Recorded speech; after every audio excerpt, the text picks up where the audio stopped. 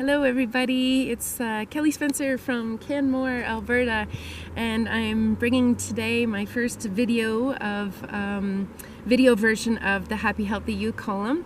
It will be in the written version in the paper as well, but I thought what a better place to do a video version. Behind me is the Three Sisters mountain. Today representing me, myself, and I, with today's topic being the benefit of solitude. As a semi-former extrovert and social butterfly, for years I filled my days and evenings spending it doing activities or with family or friends. And I say semi-former because I am still pretty social, but I really do enjoy solitude now. Anyways, back then I was always planning big events, small events, vacations. I just really loved being with other people, but I also didn't really like being alone. And about 15 years ago, when the marriage to my kid's father ended, I found myself in an unusual predicament. On most nights after 7:30 when my kids went to bed, I was alone. And sure, I got babysitters and went out sometimes, or friends would stop over, but on a daily basis, I definitely was alone. And because I was used to, and this was before the pre-computer, pre-smartphone era, there was no constant communication with other people, and most nights was myself, and me, myself, and I. And at the time, it was very difficult. A quote by Blaise Pascal that I like is, all men's misery derive from not being able to sit in a quiet room alone. In a 2015 CNN report, it showed many benefits of spending alone time or me time, because when we're constantly engaged with others, it leaves little time for introspection and reflection.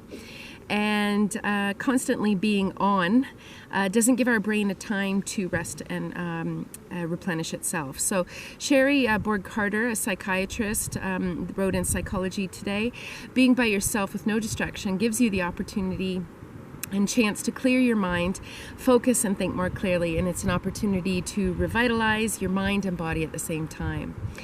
As well as professionally, brainstorming can also help promote creativity and a mass gathering of ideas, but research has also shown that working alone first and then collaborating with others you can come up with far more ideas, enhance the creativity of thought. Psychologists believe that working alone separates us physically from the judgment we might feel or the reactions or actions of others. As humans, we're sometimes inclined to want to imitate others around us, and we have mirror neurons in our brains that help us to mimic other people, and so we might not be inclined to oh, hi. That's a riot. We might not be inclined to push the envelope. Being alone for many is difficult, especially if you've experienced, oh my gosh, this is hilarious. Hello. Here. Sorry about the interruptions. Not really. You might not be inclined to push the envelope. Oh, I have dog gob all over me now. Being alone for many, though, especially if you are experiencing a challenging time, can be difficult. It's much like keeping busy all day long, but where you're so tired and you can't wait to hit the sheets, and then the second the head lays on the pillow, the mind goes into overdrive, it's racing, it's difficult to control, perhaps even focusing on negative thoughts or reliving unpleasant experiences, or even worrying about future stuff. So in Science magazine in 2014, a study showed that research,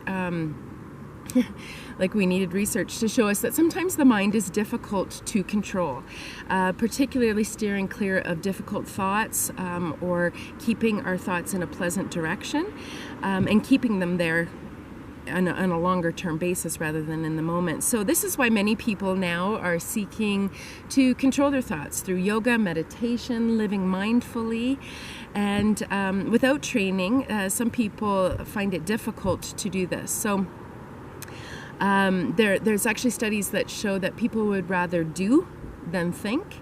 Even if what they're doing is unpleasant, they'd rather do that than think about it. So the untutored mind does not like to be alone with itself. So my forced alone time a decade ago, or a decade and a half ago now, slowly developed some of my own alone habits that I learned to love. I started making everything special. A bath now became a bubble bath with beautiful music and candles and pedicures. And so while being a single mom and going through a divorce had its intense challenges, I found some really good gems within all of that situation. And I actually learned that I liked spending time alone with myself. So I soon found myself going out on date nights by myself, going to nice dinners, and I don't know what's going on there. Going out for nice dinners. I even rented once a room up in St. Jacobs and spent a couple days doing things that I love, like shopping and yoga and meditation, and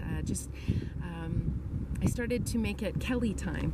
And that time for me was when I got clear on my thoughts and clear on my feelings, and noticed how I was holding feelings and emotions in my body, as well as setting goals and getting inspired for my future.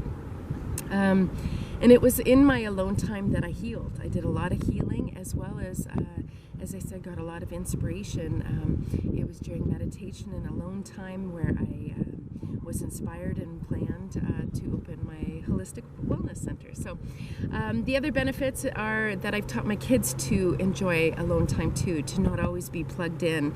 And you know, our younger generation is a plugged in generation, and I now notice and I've heard both of my kids say things like, you know what, I'm going to stay home tonight, I just need to chill, or I need some me time. So that's pretty wonderful. Harvard University is also on the front lines of studying the psychological benefits of spending alone time, and it turns out that memories are longer lasting. Maybe because we don't have that external person to depend on the memories, or we're talking about it as it's happening, but when we're alone time, we tend to take it in a little bit more firmer and a little more clear. So the other strengthening to solitude is our relationships. And I know it sounds cliche that absence makes the heart grow fonder, but there is a significant body of research that shows that solitude allows us to center, to become more aligned at who we are, and because of that, we are able to form deeper attachments and genuine bonds. It's important for us to be comfortably separated, to each of us have our own kind of gigs that we like, and knowing that it doesn't have to be a constant togetherness 24/7, where when you're not together, you're constantly texting or constantly in contact with each other. So it's one of the successes of relationships to allow people to flourish, is to also have solitude time. So I'm also a big fan of road trips, just getting in your car and driving. You know, you don't have the distractions from electronics or humans. So going on a solo road trip is fun, even if it's just an hour or two drive. Harvard also showed that it increases our empathy. So our empathy is our ability to connect and feel the emotions and problems that others might be encountering, and this allows us to it's not just a benefit for ourselves, but it's a benefit for the world when we all feel a little bit more connected and understood. So there's so many benefits of this. For the last several summers, I've done some alone time, and I can say that with that alone time, I've done some travel, some local. Last year I went to Europe, which was challenging because I didn't speak French, and this year to Alberta, and there's a courage and a strength that's developed traveling alone, and a freedom that is indescribable, and the beautiful scenery of Alberta and British Columbia, where I visited yesterday, is just something else.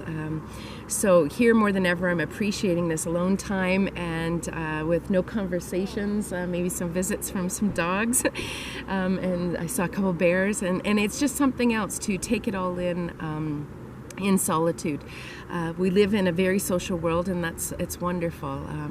We have social media penetrating our every moment. One article I did a couple weeks ago, I had talked about one study showing that we connect to our smartphones every 6 minutes. So while I still love chatting with friends and spending time with family and loved ones, when it comes to solitude, I think it's important. When it comes to decisions in my life, I think it's important. And when I'm looking for inspiration, I think it's important. So it seems to me that alone time is a sacred gift that perhaps we should all be receiving more of.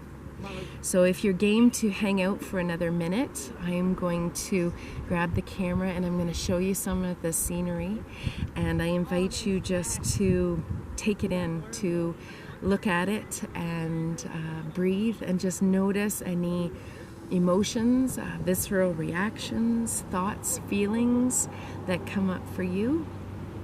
And thank you. Namaste.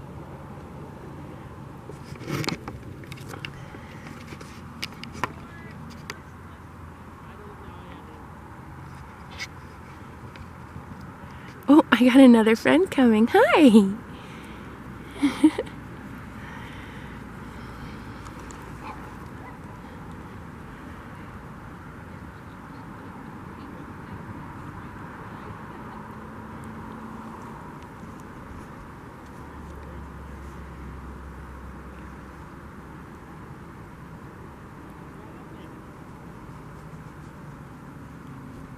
Look out, Luke.